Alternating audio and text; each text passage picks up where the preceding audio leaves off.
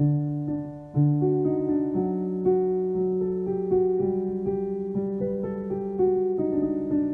did nothing wrong! Yeah, we did.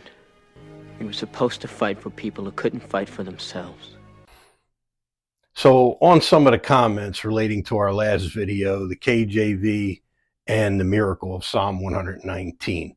First of all, the comments were very respectful. We do appreciate the comments, whether you agreed or disagreed. But I think on the disagreement part, at least in one particular case, I think there was a misunderstanding, because I think what was said is something of the effect of, what are you talking about? The ESV, the NLT, and some others, English translations do in fact incorporate the Hebrew letters in Psalm 119, and that's true.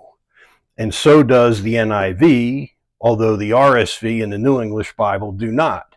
So some do, some don't, but that wasn't really exactly precisely what we were saying and what we were getting at. What we were getting at is that the King James Version is most reverent beyond all the other English translations when it comes to the Hebrew and the Greek text.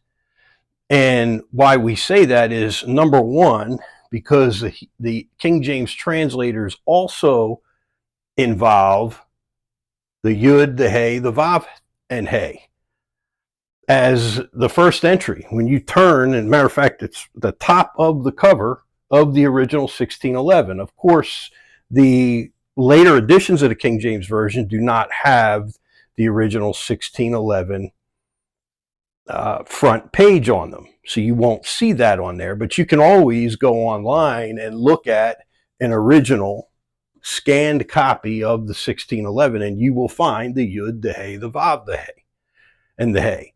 And so what we are saying is that not that the other English translations do not do this. What we are saying is that the King James Version, it has the utmost of regard and respect and reverence for the original language text of the Bible, more so than any other English translation. What's more than that is, just because some of these other English translations include these Hebrew letters in Psalm 119, although they do not have the Yud, the Hey, the Vav, and the Hey,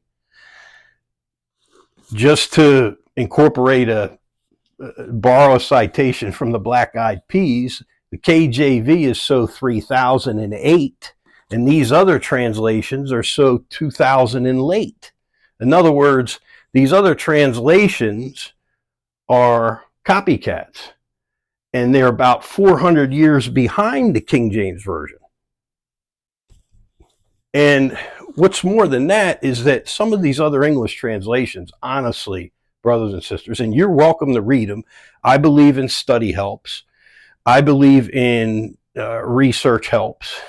You can get a different reading from another translation, but some of these other translations are horrific renderings of the Hebrew and the Greek text.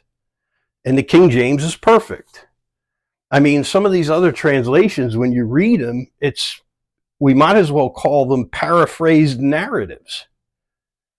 That's essentially what we're looking at. And again, we understand the difference between dynamic equivalence translations and formal equivalence translations. We translate Greek around here. We translate Hebrew around here. We know how to do that. We understand that. But once again, the King James Version is way, way, way ahead of its time and is far more respectful to the Hebrew text it was translated from and the Greek text it was translated from than any other English translation. And what's even more than that is the fact that the King James translators were more honest in their renderings. In other words, if there was a Hebrew word or a Greek word that had to be expressed by using extra English words, the King James translators would put those extra English words to complete the English idioms in italics. That's how honest they were. above and beyond any other English translation. KJV is where it is in the English language. And have a blessed day.